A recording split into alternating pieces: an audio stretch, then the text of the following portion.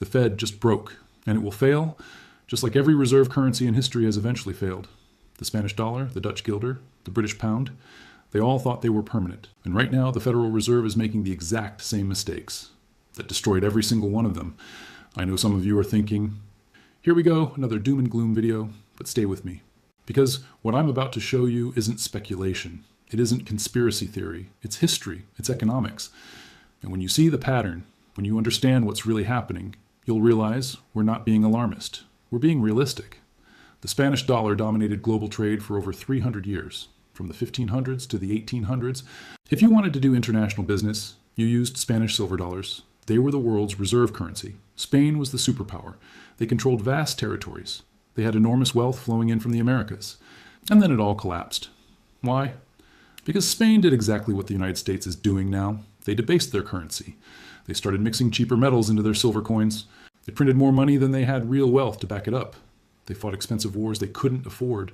They ran massive deficits. And eventually, the rest of the world lost confidence. Merchants stopped accepting Spanish currency. Other nations switched to different forms of money. And Spain went from global superpower to irrelevant in less than a century. Then came the Dutch guilder. The Netherlands became the financial center of the world in the 1600s and 1700s. Amsterdam was where everyone did business. The guilder was the currency everyone wanted. The Dutch had the most advanced financial system in the world. They invented many of the banking practices we still use today, but the same pattern repeated. The Dutch got involved in expensive wars, they ran up debts, they started printing money to cover their obligations. Inflation eroded the value of the guilder, and by the late 1700s, the British pound had replaced it as the dominant global currency, which brings us to the British pound. For over 100 years, from the early 1800s to the mid-1900s, the pound sterling was the world's reserve currency. The British Empire spanned the globe. The sun never set on British territories. If you wanted to trade internationally, you did it in pounds. The Bank of England was the most powerful financial institution in the world. London was the center of global finance. Britain seemed invincible. And then 2 world wars and massive government spending destroyed their finances. They printed money to fund the war effort. They racked up enormous debts. They tried to maintain their empire while their economy crumbled. And by 1944, at the Bretton Woods Conference, the world officially moved from the pound to the dollar as the global reserve currency. The transition wasn't instant. It took decades. But once it started, it was inevitable. By the 1970s, the pound was just another currency. Britain went from global superpower to struggling economy dealing with inflation and decline. Now, here's what all of these currency collapses have in common. And pay attention, because this is the pattern that's repeating right now with the dollar. Pattern number 1, excessive money printing. Every single failed reserve currency printed more money than their economy could support. They created currency out of thin air to fund government spending, wars, and obligations they couldn't afford. And every time, this led to inflation and loss of confidence. Pattern number 2, unsustainable debt. Spain, the Netherlands, Britain, they all accumulated massive debts they couldn't repay. They borrowed from future generations to fund current spending. And eventually, the debt became so large that it was mathematically impossible to pay back. Pattern number 3, military overreach. Every dying empire tries to maintain its power through military force. They fight expensive wars in distant lands. They station troops all over the world. They pour resources into defense spending while their domestic economy suffers. This accelerates the financial collapse. Pattern number 4, loss of manufacturing and productive capacity. Reserve currency nations stop making things. They become service economies. They import more than they export. They live beyond their means because the world accepts their currency. But this makes them vulnerable.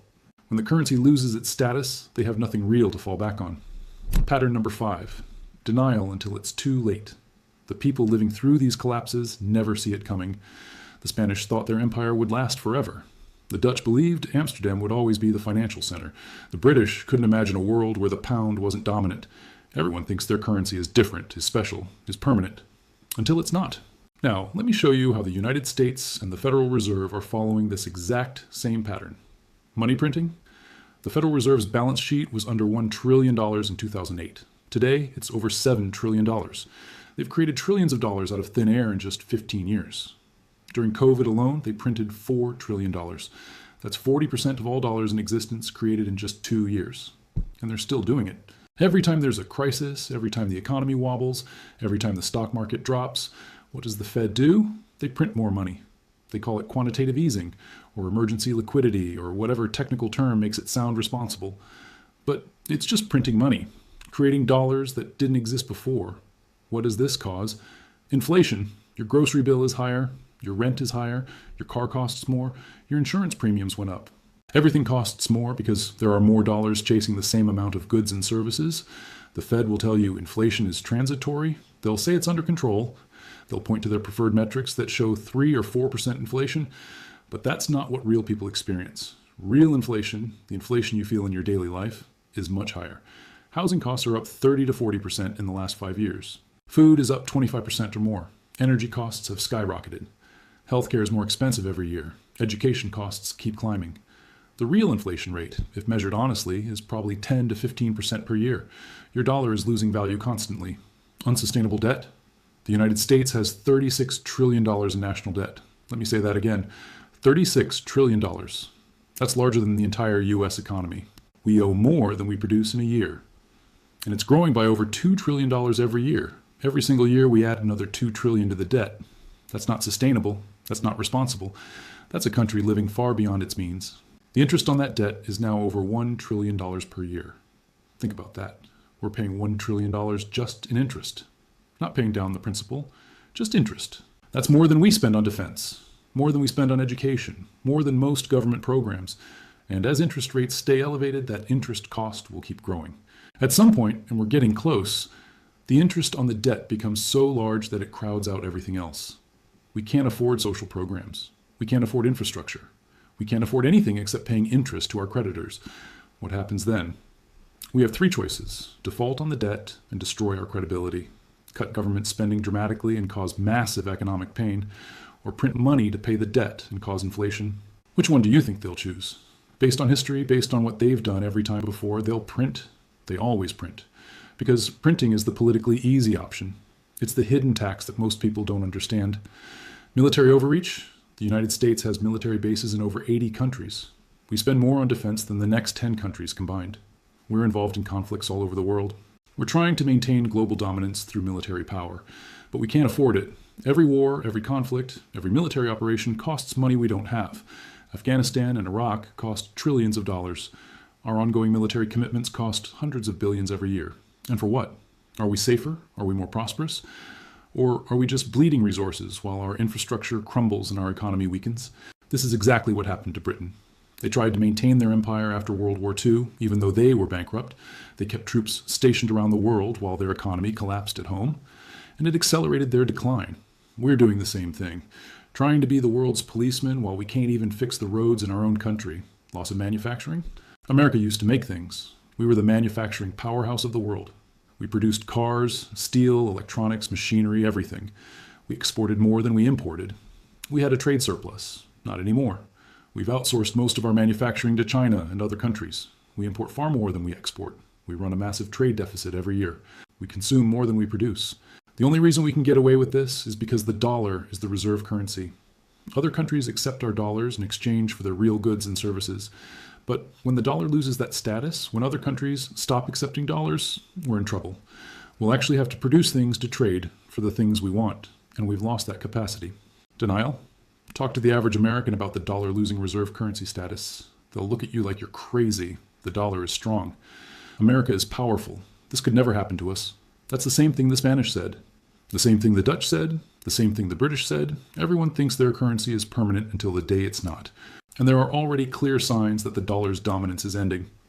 But most people aren't paying attention. China and Russia are conducting bilateral trade in their own currencies, completely bypassing the dollar.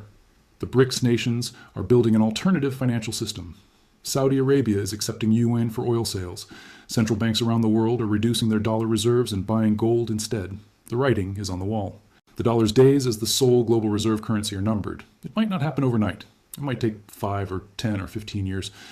But the process has already started, and once it reaches a tipping point, the decline will accelerate rapidly. So what does this mean for you? What happens when the dollar loses reserve currency status? First, massive inflation. When other countries don't need dollars anymore, all those dollars currently held overseas will come flooding back to America. There are trillions of dollars in foreign reserves, in international transactions, in global trade. When those dollars return home, when they're not needed abroad anymore, we'll have way too many dollars chasing too few goods. This is called reverse currency flow, and it causes hyperinflation. We're talking about prices doubling every few months, your savings getting cut in half, your paycheck buying less and less. This is what happened in Weimar Germany, in Zimbabwe, in Venezuela. It can happen here. Second, interest rates will spike. Right now, the US can borrow money relatively cheaply because there's always demand for treasury bonds. Foreign countries need dollars, so they buy our debt. But when they don't need dollars anymore, who's going to buy treasury bonds at 4 or 5% interest? The government will have to offer much higher rates to attract buyers. Maybe 10%, maybe 15%, maybe higher. And those higher rates will devastate the economy. Mortgages become unaffordable. Business loans dry up. The stock market crashes. Everything dependent on cheap credit collapses. Third, standard of living declines dramatically. Americans are used to abundance, cheap goods from China, affordable imports from around the world, easy access to products and services. All of this is possible because the world accepts our dollars. When that ends, when we have to actually trade things of value for imports, our standard of living will drop. Fewer imports means higher prices. It means less selection. It means doing without things we've taken for granted. The average American will become significantly poorer in real terms, not because of a recession or a job loss, but because the purchasing power of the dollar has been destroyed. Fourth, social and political instability. When people can't afford food, when their savings are worthless, when their retirement is gone, they get angry. They protest. They riot. We've seen this pattern in every country that's experienced currency collapse. The social fabric tears apart. Politicians will look for scapegoats. They'll blame other countries, immigrants, corporations, anyone except themselves and their policies. We'll see more polarization, more extremism, more conflict. A currency collapse isn't just an economic event, it's a social and political earthquake. Now, the Federal Reserve knows all of this. They're not stupid. They understand the history. They know the patterns. So why are they making the same mistakes? Because they're trapped. They have no good options. They're managing decline and trying to delay the inevitable for as long as possible. Here's their dilemma. If they stop printing money, if they let interest rates rise to where they should naturally be, the economy crashes. Stock market collapses. Real estate crashes, banks fail, unemployment spikes, recession turns into depression. Politically, this is unacceptable. No politician will get reelected if they allow that to happen. But if they keep printing money, if they keep interest rates artificially low, they create inflation, they destroy the currency, they set up the conditions for an even worse crisis down the road. So they've chosen the slow death over the quick death. They're printing money and hoping they can manage the inflation. They're trying to keep the system limping along for as long as possible. They're kicking the can down the road and praying that somehow, some way, something changes and they can avoid the inevitable. But it won't work. It never works. Every central bank in history that has tried this strategy has failed. The laws of economics don't care about good intentions or sophisticated models or PhDs from prestigious universities. You can't print prosperity. You can't create wealth out of thin air. You can't borrow your way to riches. These are fundamental truths that never change. So what's the timeline? When does this happen? And that's the trillion-dollar question. Based on historical patterns, based on the speed of de-dollarization, based on the acceleration of money printing and debt accumulation, I believe we're looking at a critical period between now and 2026 to 2028. That doesn't mean the dollar disappears overnight. That doesn't mean we wake up one morning and it's worthless. Currency collapses happen gradually, then suddenly. There's a long period of slow decline where people deny what's happening. And then there's a tipping point where everything accelerates and the decline becomes rapid and obvious. We're in the slow decline phase now. The tipping point is coming. And based on everything I'm seeing, the tipping point hits sometime in the next 2 to 3 years. Why that time frame? Several converging factors. The US debt will hit $40 trillion by 2027. The interest payments will become unsustainable. The federal budget will be dominated by debt service, leaving no room for anything else. The BRICS nations are launching their alternative currency system in 2025 or early 2026. When that goes live, when countries have a real alternative to the dollar for international trade, the shift will accelerate. Social Security and Medicare are hitting crisis points. The trust funds are running dry. The demographic time bomb is exploding. The government will need to print massive amounts of money to keep these programs funded, which will accelerate inflation. Commercial real estate is collapsing. Regional banks are in serious trouble. We're likely to see another banking crisis in 2025 or 2026, which will require massive Fed intervention and money printing. China is making moves to challenge dollar dominance. They're accumulating gold. They're building trade networks. They're positioning themselves to launch a gold-backed yuan. When that happens, the game changes completely. All of these factors are converging in the 2025 to 2028 timeframe. Any one of them could be the catalyst. All of them together create a perfect storm. So what do you do? How do you protect yourself when the reserve currency is failing? First, understand that cash is not safety. Holding dollars, whether in a bank account or under your mattress, is a losing strategy when the currency is being devalued. You need to own real assets, things with intrinsic value that can't be printed or inflated away. Gold and silver are the obvious choices. They've been money for 5,000 years. They hold value through currency collapses. When the dollar was declining in the 1970s, gold went from $35 an ounce to $850. That's a 24 increase. It preserved wealth while the dollar was being destroyed.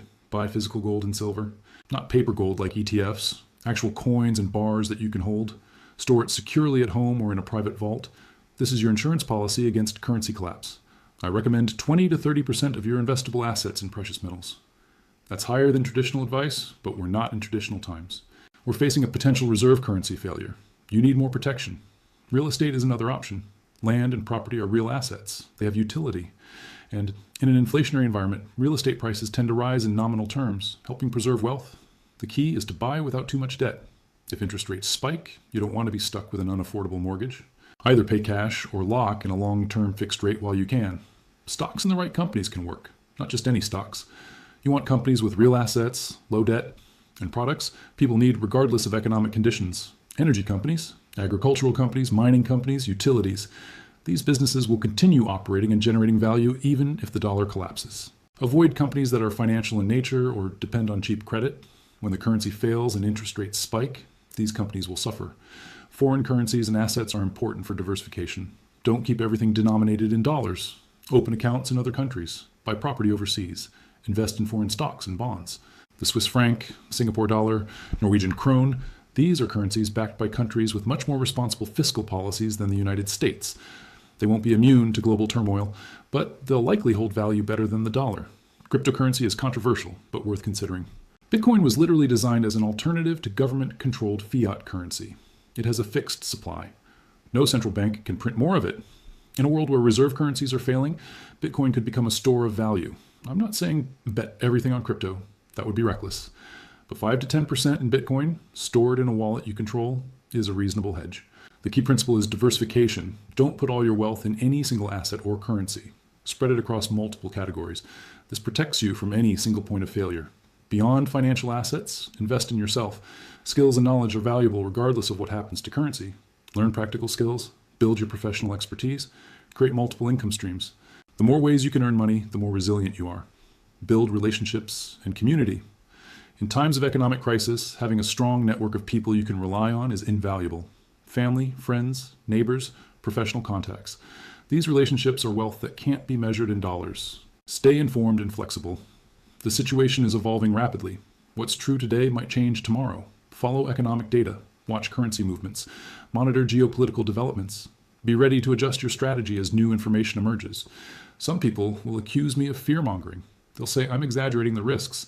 They'll point to experts who claim the dollar will remain dominant forever. And maybe they're right. Maybe I'm wrong about the timeline. Maybe the dollar survives longer than I expect. Maybe some miraculous policy change fixes everything. But here's the thing. The downside of being prepared is minimal. If you diversify your assets, buy some gold, reduce your debt, learn new skills, and the dollar doesn't collapse, what have you lost? Nothing. You're just in a stronger financial position. But the downside of not being prepared is catastrophic. If the dollar does collapse, and you have all your wealth in dollars, you lose everything. Your life savings gone, your retirement destroyed, your financial future evaporated. From a risk-reward perspective, preparing is the only rational choice. The cost of being wrong if you prepare is small. The cost of being wrong if you don't prepare is enormous. And look, I want to be wrong about this. I don't want to see the dollar collapse. I don't want to see Americans suffer through hyperinflation and economic chaos. I'm not rooting for disaster, but wanting something doesn't make it true. Hoping for the best doesn't change the fundamentals. The math is the math. The history is the history. The patterns are the patterns. Every reserve currency in history has failed. The Spanish dollar failed. The Dutch guilder failed. The British pound failed. Why would the US dollar be different? What makes us special? What makes us exempt from the laws of economics that have governed every other empire? The answer is nothing. We're not special. We're not different. We're following the exact same path every other reserve currency has followed. And we're going to reach the same destination unless something fundamentally changes.